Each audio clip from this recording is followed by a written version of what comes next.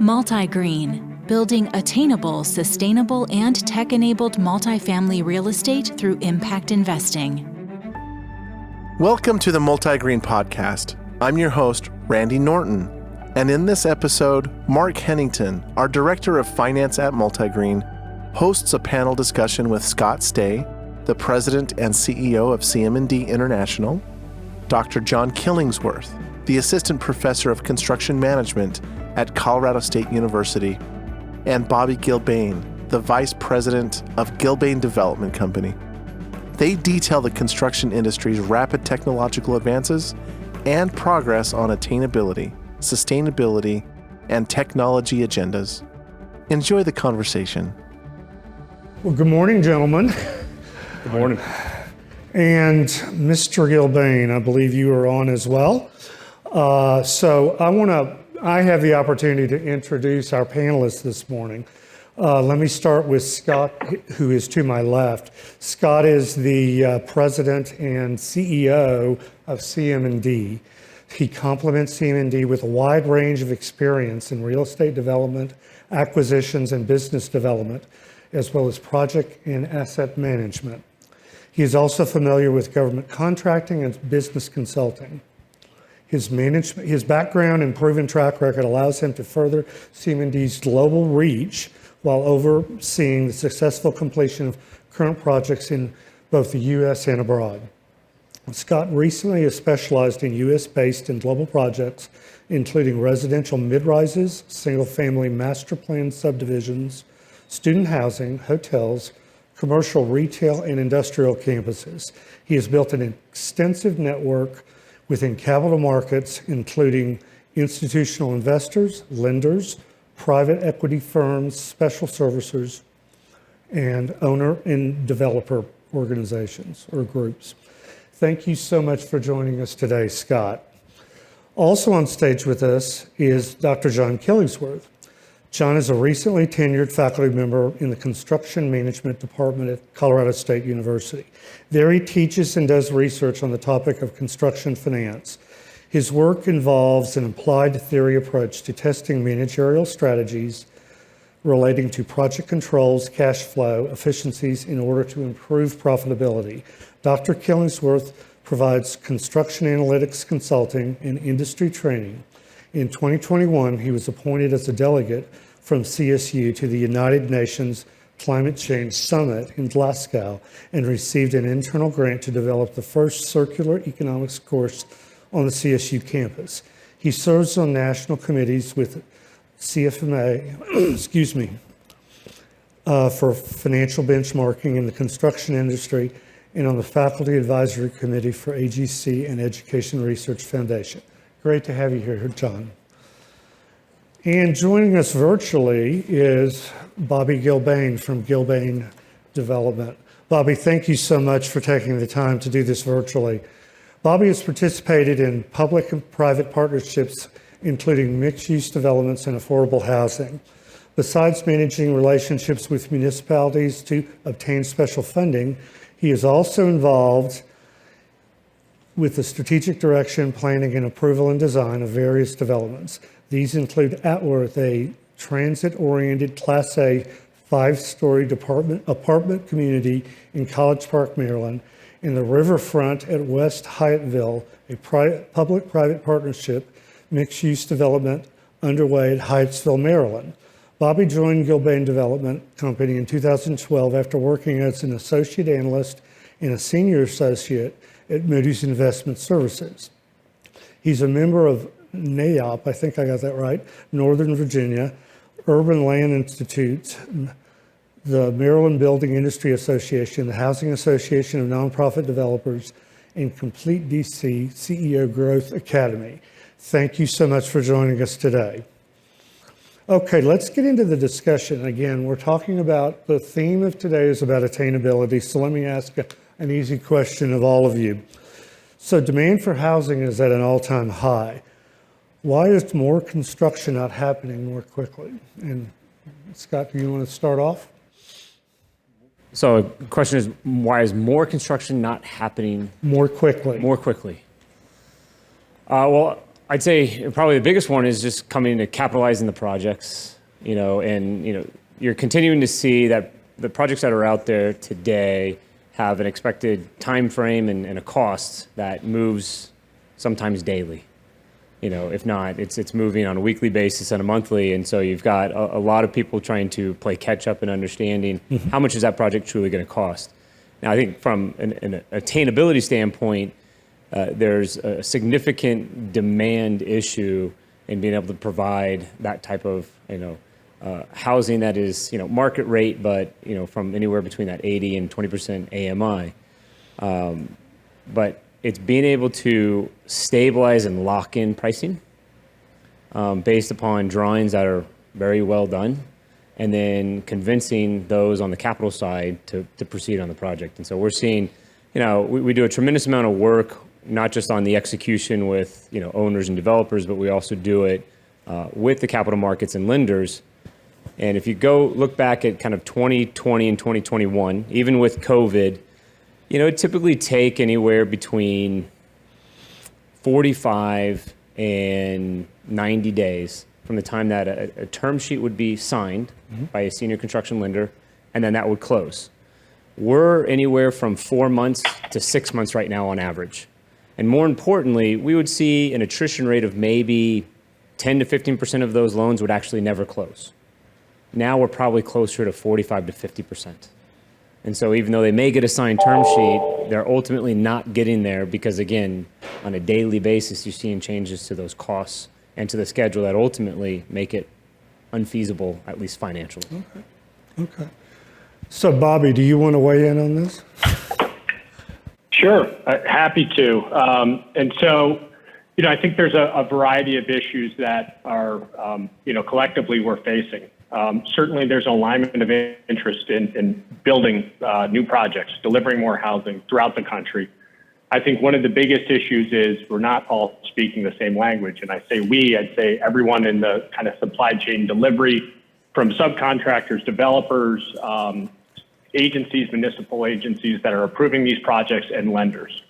So oftentimes, you're lucky if you have great relationships with lenders, so they trust you, they understand your process, they believe in what you've done, you have a track record. But oftentimes, that's not the case. You have a huge amount of capital that's in the space.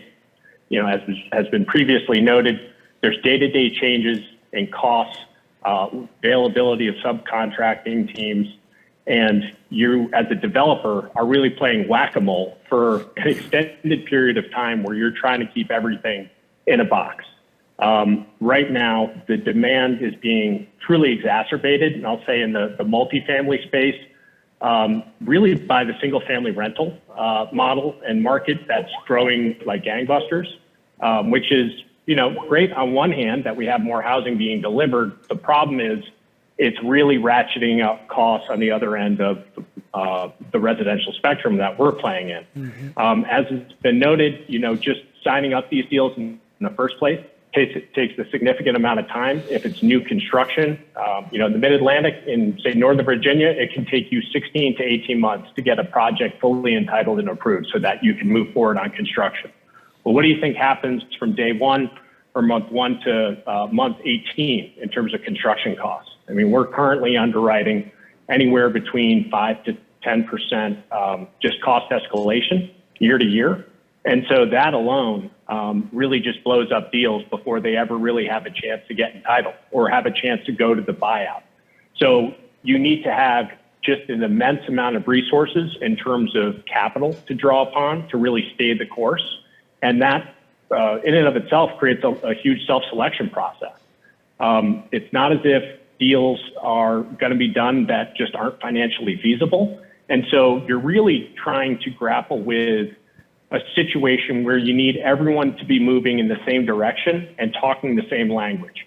I know we're going to get into some of the ideas and just concepts that we're trying to put into place to create a high volume rollout strategy. Mm-hmm. It fundamentally requires a strong vertical integration amongst all the parties, so developer, GC, financial partners, so that you can create a framework where it really is a conveyor belt that can be trusted, understood, and everyone really believes in each other and their ability to deliver a product. Because at the end of the day, there's far more stress on the system. It requires us to work that much more closely together.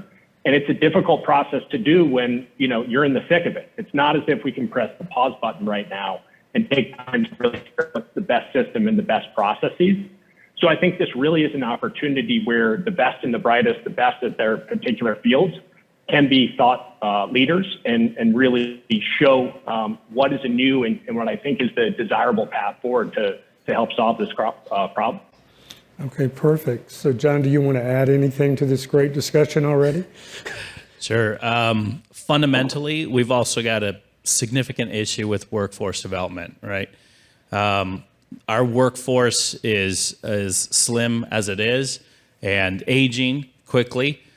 We don't have enough individuals entering the workforce. And so when demand is high and supply is low, right, economics will dictate that result. Associated General Contractors of America just yesterday published a report on workforce.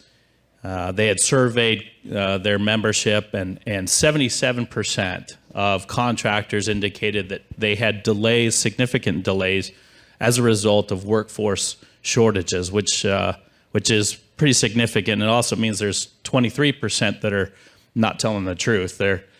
They're having those same delays as well. And so I would say that's a serious problem. And it's at every level of the workforce. We see it certainly with our graduates. They're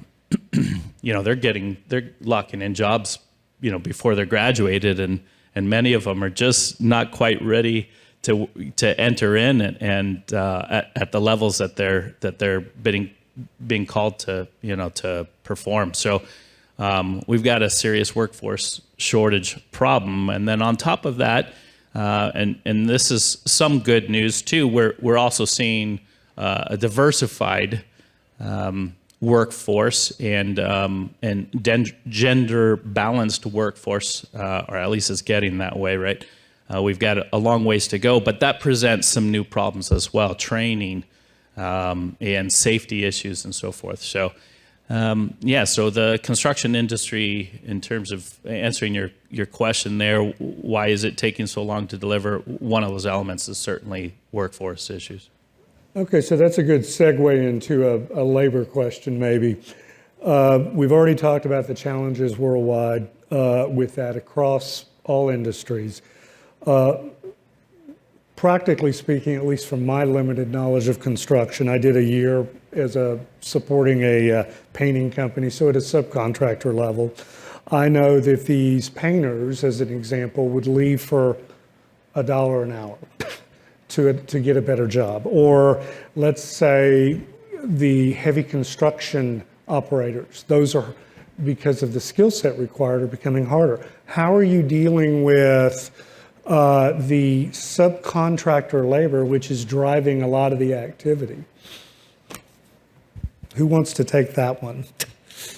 Well, I'll jump into that one if you don't mind. It's Sure. Near and dear to my heart. And really to double down on what was just said, the next 10 years, and I forget the exact percentage, but I believe it's close to 40% of the workforce in the construction industry in terms of senior, highly skilled, knowledgeable folks are going to be leaving this industry.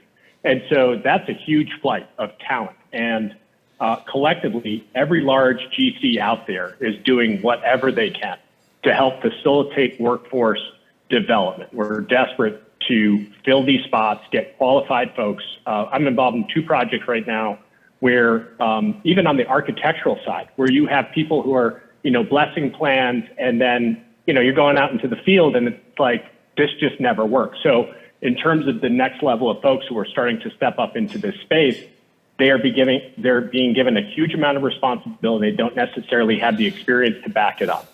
And so what we're always trying to do is get subcontractors on board as soon as possible before an opportunity ever presents itself. You need to deepen the bench, and that's throughout every division of labor. It's incredibly important. And what you're trying to do is help raise their game, right? It's not just like, oh, I have my favorite subcontractors, they're best and the brightest, they use all of our same systems. We need a wide adoption of, I'd say, systems that work so that the architectural plans can go quickly to a GC, that can go quickly to a subcontractor, and they're not wasting all of this time trying to, price something out, try to understand what the idea and the concept is behind plans. Because as we've already heard, if you have 40% of these deals that are falling out, they're not getting their financing, what do you think that does to the subcontractor base? If they're desperately going job to job, they're trying to bid on projects, and 40% of what you're bidding on isn't actually going to happen, that's wildly inefficient. And if it's inefficient for them, it's inefficient for the GCs, it's inefficient for the developers.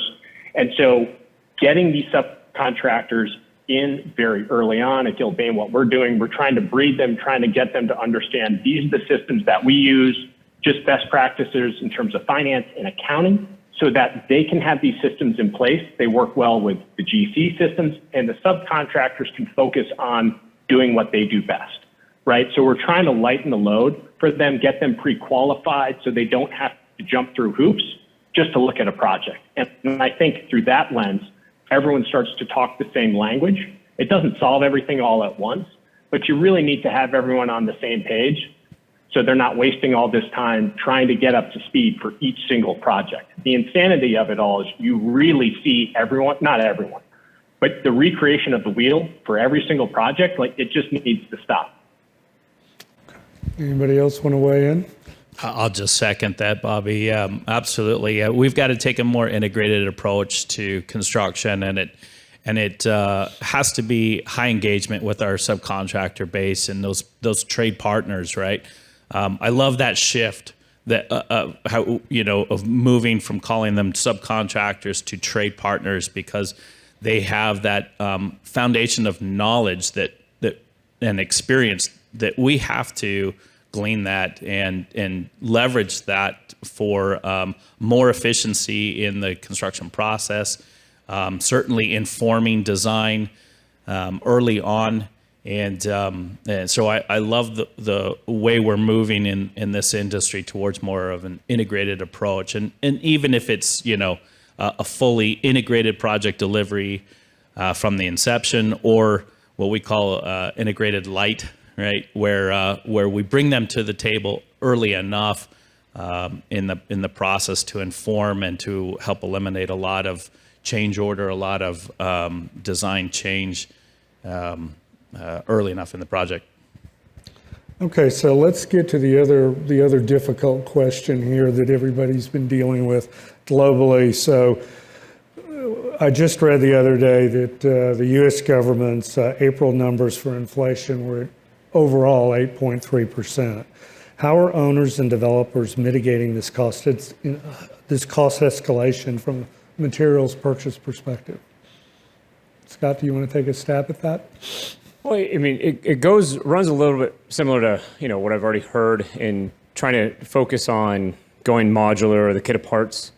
And so what MultiGreen is trying to solve is actually part of the solution of how to mitigate those escalation and inflation costs right now. And it's increasing your materials orders, increasing your equipment, everything much earlier in the entire construction process.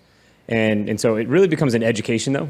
So you're having to educate lenders and investors where they're expecting to see a kind of a traditional S-curve and really a cash flow and a burn rate that would be traditional what you see. But here, you're going to spend a lot more money a lot sooner to be able to place those orders. Plus, you're going to be spending money in storage and in security to be able to take in those materials, have them on site, and have them readily available. That we are seeing is definitely mitigating some of those costs, and certainly also helping with some of the delays that you're seeing from supply chain and materials. That we do see delays that are being caused by labor, but it's a fraction compared to just simply having delays in rough materials, finished materials across the board. Okay. Fair enough. So from that point, let me just do another segue. How could the industry be fixed so it delivers a more attainable and affordable product to the population when incomes aren't keeping up with inflation? Who wants to tackle that one? Yeah, right? Yep. We're all dealing with that. I know Arnold talked about moving to volumetric and panelized construction practices, and so the National Institute of Building Sciences, based in DC, released a report some years ago that modular or off-site construction, so that includes anything modular, volumetric, panelized construction, those types of construction activities are growing at a rate close to 20%, whereas the construction industry, right, year over year is 2 to 3% on a really good year, right? Which means the proportion of construction is shifting towards off-site construction practices, and part of this is due to supply chain. Part of this is due to workforce shortages, and so the combination of those, I know, right, in California, volumetric is real popular because the labor costs are so high that in fact they're shipping in volumetric modules from Gilbane up in Idaho, and it's still less expensive. The cash flow model suggests that, right, that they can get to market quicker. So those incentives are driving that change. So I would say, right, so that innovation in looking at other construction delivery methods is gaining a lot of ground. Yeah. Okay, perfect. So, Bobby, let me ask you this question as to start, and we'll see if there's some concepts across their different perspectives from the others. Why is the construction industry so unpredictable, and when do you see stability returning in the market? Oh, gosh. So, I think what we've collectively learned, or it's really been drilled down even further into our mindset, is the interconnectedness of things, right? While I wish it was, a project was simple, let's go buy a piece of dirt, design it, build it. The problem is we're hugely reliant on disparate systems, again, that don't always speak to each other. Construction industry, or just construction in general, is one of risk mitigation. Your revenue profiles are, there's small margins, there's a huge amount of risk, there's a huge amount of insurance required, and that's only escalating. I was talking to a couple of large GCs that have offices in the mid-Atlantic and operate throughout the country, and I was shocked to hear about how many of them are close or are at 100% of their bonding capacity right now. So just think about that in terms of huge GCs who have huge bonding capacity and they're tapped out.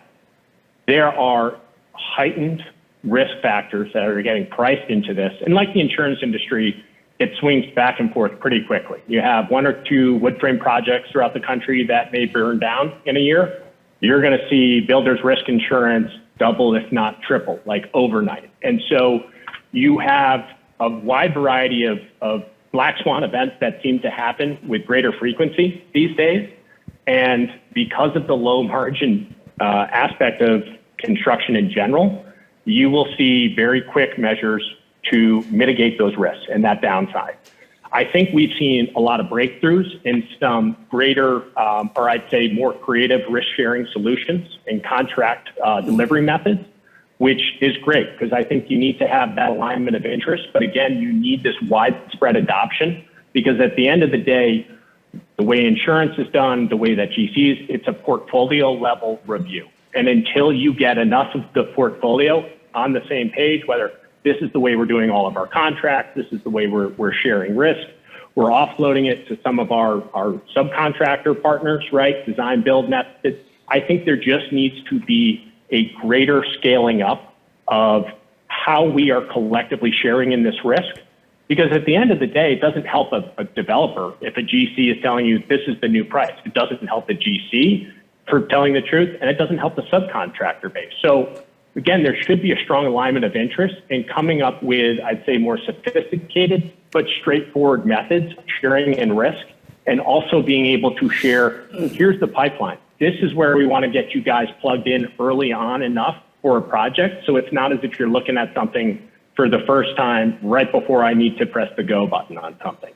So I don't think it happens overnight. One of the worst aspects throughout all of this has been just the hysterical nature of these cost swings and changes. And it's not as if projects aren't happening. There's still a lot of work happening. And so it's really hard to take a step back. And this is why it's incumbent on management. And management needs to be speaking to management at their partners. Like, how can we create a more straightforward and more predictive model so that we don't have these huge swings back and forth? Okay. Well, I think, what I come back to is, the question being, why is there so much volatility in construction? It really should be, why is there so much volatility in development? So the entire spectrum. So it's not just in construction. And I say, half of the delays is caused by the owner. It's not caused by the contractor. They certainly cause a lot. Architects do as well. Engineers, they kind of fall in the middle. But I'd say one is time would be one of the biggest reasons why you have such volatility. It just takes too much time. And so with that, you may end up dealing with 1, 2, or 3 cycles. And so what your original assumptions were dramatically changed because of that time. And the second one would be because of poor or limited information. So that poor and limited information at the beginning set the expectations that an owner and an investor and a lender have. And then by the time they actually design it and it gets to a contractor's looking at saying, well, this isn't anywhere near what you thought it was. So if you're trying to get much more detail into the design, go into more of a modular or this kit of parts, well, there's a lot more information available. You're getting to the point of being able to say how many screws are in the building. So you know that you can put a much better cost estimate together. Because what I can say is most contractors, and certainly subcontractors, they are terrible at putting cost estimates together on conceptual or schematic level drawings. And they don't want to do it. It's a waste of time for them because, again, that removes the certainty of, is this project actually happening? You're just wasting my estimator's time. Hey, when you're serious and you've got 100% design development or CDs, now we'll actually give you a real number.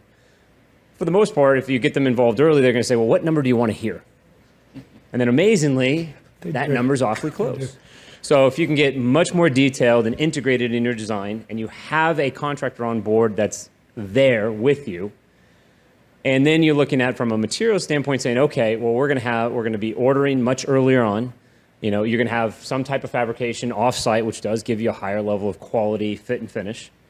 There's still going to be an education that you're going to have to the local municipality of educating them, saying, hey, you're doing your rough inspections in that warehouse over there, not on site.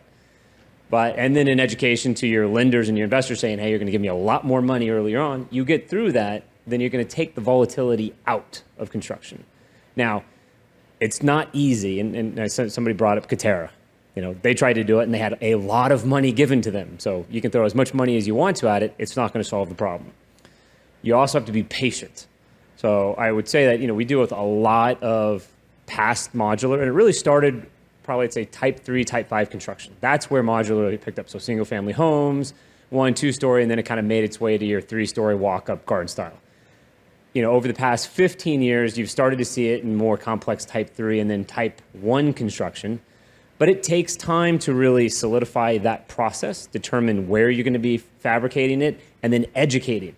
So where you think you're going to get savings in time and savings in cost, it's not in the first project. It's not even going to be in the 5th project. It's going to be a parabolic curve, though. So when you get to that 10th one, then you're well on your way. But you got to be patient when you go through it. And it's also very much regionalized. I think a lot of people don't understand is that building practices and building typology is very different from region to region. You'd think it's all uniform within the United States. It's not. Climate plays a role in it.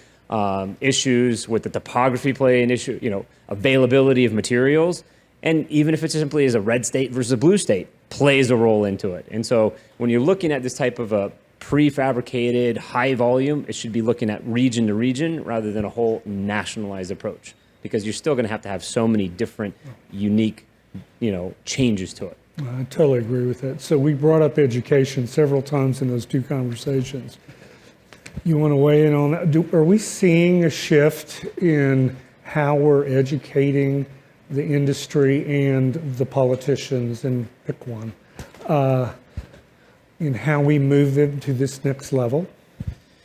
Admittedly, education is the slowest moving change agent. Industry can adapt so much quicker than we do, and fundamentally, really, we still have to, in education, focus on fundamentals, right? So from that perspective, it needs to be a slow change. But I would say, we are seeing a lot more integration of technology into education and so forth, awareness.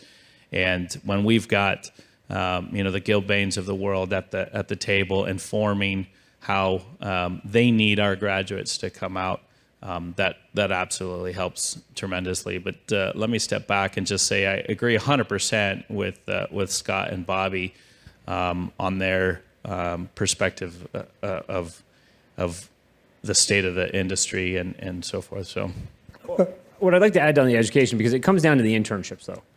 Because, yes, industry can be, and even, with MultiGreen, what they're doing is it's a dynamic business model. So they're not spending all the time, in a room determining what's the best path and then go implement it. They're actually doing it while they're figuring it out. Well, education doesn't necessarily deal with that. It's a little bit more theoretical, also can be a little bit more idealistic. Fair. It's in those internships while they're going through their undergrad or even their graduate, then they actually get to see the implementation, and they get to take what they're learning and see how it's being applied, or seeing, how what they're not, hasn't even made its way yet into the schools, because we're having to move a lot quicker. And I'd say some of our best project managers have come from internships that have seen it.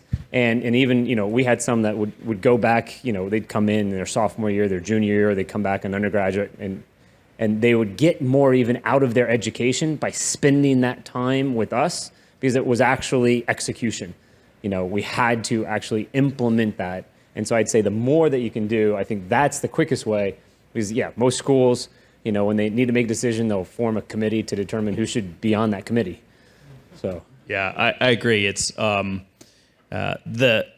internships is where the real learning is happening, right? And the early careers where the real learning is happening. What we're focused on, at least at the undergraduate education, is giving them a vocabulary, some familiarity, so that when they enter into their internships, that at least they can speak the language and then really do the real learning. Now, graduate education is a different monster, and we challenge them at a different level. But undergraduate level, that's absolutely true. The internship is just absolutely critical to their success. Well, and on that undergraduate level, it helps them further kind of clarify what they want. How many times have they started in architecture and they end up in construction management? Or they started in engineering and they found out they're much more artistic and ended up in architecture. Sure. Or they found out this is not where they want to be and they're in some liberal arts major. So, earlier on, and then even on the graduate side, though, then you can get really focused. Fair. And Okay. So Bobby, time is a problem going on right now. How do you manage it based on expectations and deliverables? Sure. So, this really, the last couple of questions kind of dive to the heart of what makes a successful project, what makes a successful platform. And really, at the end of the day, each one of these projects, you're building individual businesses, right? We're going to design it, we're going to finance it, we're going to build it, we're going to lease it up. Right now, it's an operating business, which is tremendous. But if you're trying to get to scale quickly, it needs to be hyper efficient. It needs to be an iterative learning process.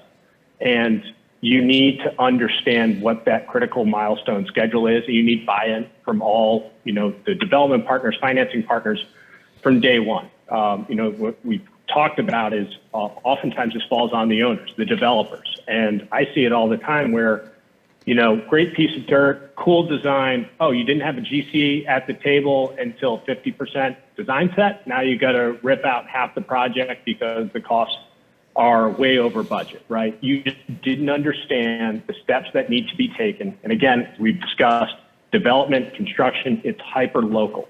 I mean, you can say it's regional, but it's really fiefdoms, right? Which precludes a lot of the adoption that we'd like to see with modular. Like, hey, getting a fire marshal in Virginia to say the same thing as a fire marshal in Pennsylvania, even though it's the same product, can be a very difficult situation.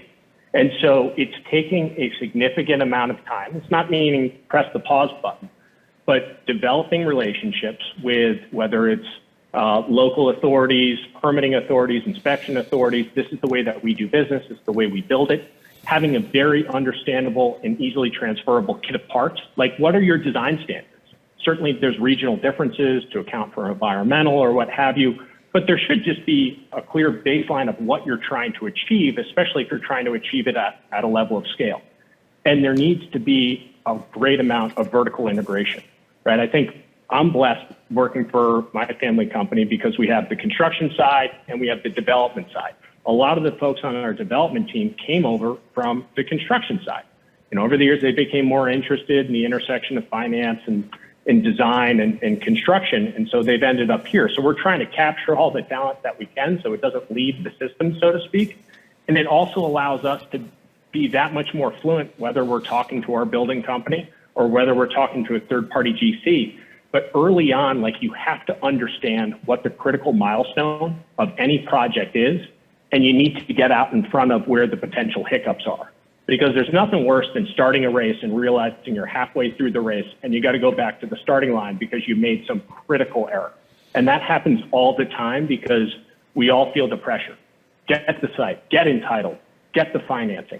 All that stuff needs to be moving forward on somewhat parallel tracks so that all the key members understand, hey, where is this project in its life cycle? And if you need some additional time or you can work with lenders, it's not as if you're just dropping this bag on their desk and being like, it's a fire drill, let's figure it out. Because that's a surefire way to not get something figured out. Okay, fair enough. Anybody else want to weigh in? Well, I think something that Bobby said is really unique, though. He said, a lot of their development team comes from the construction side. So developers tend to be very irrational salesmen. That they're very good at the sales side, so no one kind of catches on to the irrational side to it. But if you're able to come from the construction side, you're looking at the actual logistics. You're looking at, that critical path schedule saying, okay, what is it actually going to take to get there? And so, bringing in all players very early on, where then again, it comes down to better information and then understanding the actual logic path that a project is going to have to take from its conception, its vision, through its design, through its entitlement, its permitting, its bidding, buyout, and construction, then you get realistic expectations on the actual schedule. Versus if you just simply say, well, I heard this, or this is a national average. No, every project is very unique and different. And so it's having that team together to be able to build that schedule that then your irrational developer understands and then goes out and sells to his investors and lenders, and everybody's on the same page from the beginning versus having to correct them well down the road. Okay. Yeah, so you talked about, or you asked about volatility in the market in the construction industry, and honestly, I don't see that that's going to stabilize for decades. Change is part of the process. Construction industry is engaging in technology at a much higher level than we ever have. We're looking at different delivery methods than we've traditionally looked at in over a century. And so I don't see the industry becoming more stabilized. Where I see industry become stabilized is where the owners are engaged early on, and they bring in their team, right, and their core. That's where you'll find the stability. So, and you'll find good contractors like Gilbane, right, responding very positively to that integrated approach. And then they're interested in establishing that stability because that relationship is important, right? You'll hear this all the time, right? Construction is a relationship business more than anything else. And so we can get you the stability, but we've got to be at that table early on. Okay, perfect. Okay, I'm going to give a little teaser for next year's by touching on a touch of sustainability just for a spin. So Europe has embraced it. U.S. is still kind of figuring it out. How well is the industry embracing it within the U.S., and what are you seeing is pushing the process? Is it the investors? Is it the regulators? Is it the economics? What's driving that? So anybody want to take that? Well, and when you say sustainability, I'm assuming you're looking at it from the environmental sustainability, the construction side to it, the operating side to it, and then even the human sustainability, yes, which you're getting to kind of like things like, well, I'd say the ones that are driving it are the developers the owners that have that vision. They're going to be the biggest ones that are driving it, but they lose a lot of steam when then you start looking at costs, and that's the first thing to get VE'd out. When you look at things that could expedite time frame, again, that's the one that gets, value engineered out. From a governmental and municipality side, it's more of a altruistic sound bite than it's something that they're actually enforcing. Lenders, I'd say, are agnostic to it. They're more looking at return. They're looking at their underwriting. They're not really having, and I'd say investors play a little role in it, and certainly they have investment funds that are focused on what would be, kind of more of that kind of B Corp type strategy where it's, yes, we want it to be profitable, but we also want it to be environmentally and socially, positive impact to it. But it's really being driven by the owner. And so what has to happen, though, for it to actually sustain, to have that sustainability component within it, is having everybody involved from the very beginning. And that it doesn't necessarily have to fall with a certification. So I think that's where a lot of people lose it, is saying whether you want a specific LEED, well, or go all the way to a living building challenge, saying, but you can implement those building practices as long as your design consultants put in that level of detail and you let your contractor know they're non-negotiable. And other areas that we've done is by not going down the certification road, we found that we've been able to keep the cost down. We've completed the building, and guess what? We went and got the certification anyways. Because a lot of people hear certification, all of a sudden say, oh, I can charge you more. And instead of saying, well, we were able to hit LEED Platinum on a project where we weren't even getting any LEED, but we ensured that the details were in the drawings. We priced it out without the certification, but at the end of the day, we just submitted it and we got it. So I think it's a lot of difference, but it's got to be driven by the owner and developer. Okay. Yeah, I think attainable housing and sustainability go hand in hand, right? If we look at a circular economic model for building, it is specifically focused on addressing, right, the housing crisis in the world, not just in the United States, right? So when we start to look at circular economics and integrate that as part of the way we build, the way we design, the way we develop, the way we build, the way we maintain, right, and what do we do with the buildings? I think we'll be more effective at doing just what Scott was saying, providing a product, right, that is more marketable, right, that will actually increase returns and certainly add social value as well with what Bill Emick was talking about earlier, right? Okay, we've only got a. I think. Sorry. Go right ahead. Just the one piece which I love is getting buy-in, a shared vision, and firmly understanding what the value proposition is, right? Because if you have a developer who their business model for a project is, I'm going to design it, build it, I'm going to get third-party equity to fund 90% of the equity costs, we're going to lease it up, or we're going to sell it. You're 100% not interested in the life cycle costs of these buildings. You are 100% not interested in maximizing efficiencies, whether it's mechanical or you name it. So you are trying to make the most efficient project that you can to make the greatest return that you can. Now, we see it across the board where you have more sophisticated institutional owners who, absolutely need again, it's not necessarily the certification, but the systems, whether it's LEED Platinum, LEED Gold, or any of these other things, because they are 100% interested in the life cycle cost of the projects that they're buying. And so as an owner and developer, if you understand the value that, yes, it may cost more to get more efficient and say mechanical, but it's going to be more attractive to a potential institutional buyer, great. Now, when you see on the institutional scale, there is a huge, I'd say, impetus towards more efficient projects on a portfolio basis, because the capital markets have created some great products to help refinance or pay for upgrades in terms of sustainability. But that really only happens on more portfolio scale. It's hard to say, hey, I have one project, I'm going to go do a green bond for it. Like, no, that's just not going to fly. You can't spread out the cost of issuance over one project.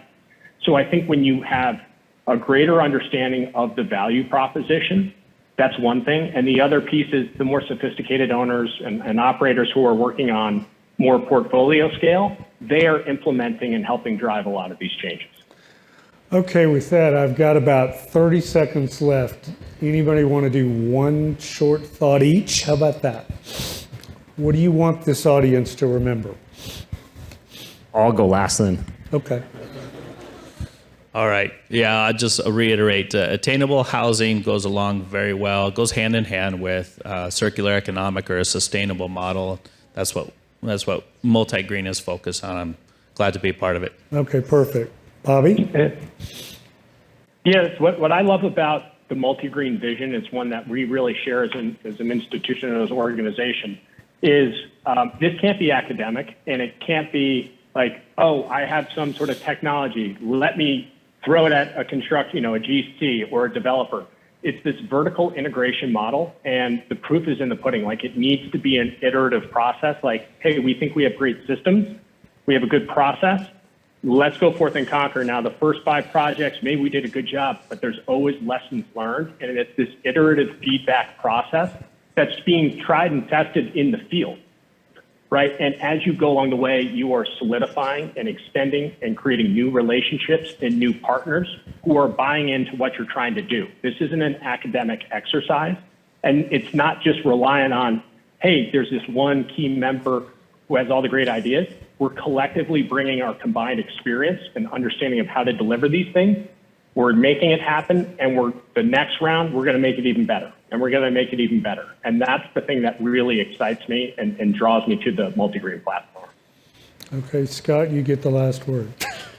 Well, I mean, I have kind of 3 very specific thoughts, and 2 of them actually are a contradiction of each other.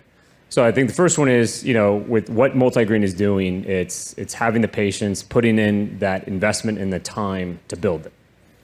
But then as far as the issues that we're dealing with in today and the lack of available and attainable housing means we need to go really fast. So we have to be patient and we have to go fast at the same time. But I think the part of the process that we're looking forward to as well is the integration of the actual end user, the tenant, and say, do they gravitate towards this? And going through those focus groups, because it's not like we're looking to increase those rents because it's meant to be attainable, but it's actually the longevity. It's getting them in there, getting them integrated into it, having them buy into what MultiGreen is, because ultimately that's what's going to sustain the entire process. And so I know we've been predominantly internal, but with projects that are underway, projects that are going to be opening up, and even before we get to the next project, having those focus groups and hearing from them, I think it's only going to sharpen the direction that MultiGreen is going. Okay, well, with that, we're a couple minutes over, but I think it was a really good discussion. Gentlemen, thank you very, very much. Thank you for listening. Join us as we build 40,000 attainable, sustainable, and tech-enabled multifamily homes by 2030. And if you like the content you're hearing, hit the subscribe button. Follow us at Think MultiGreen and sign up to learn more at www.multi.green.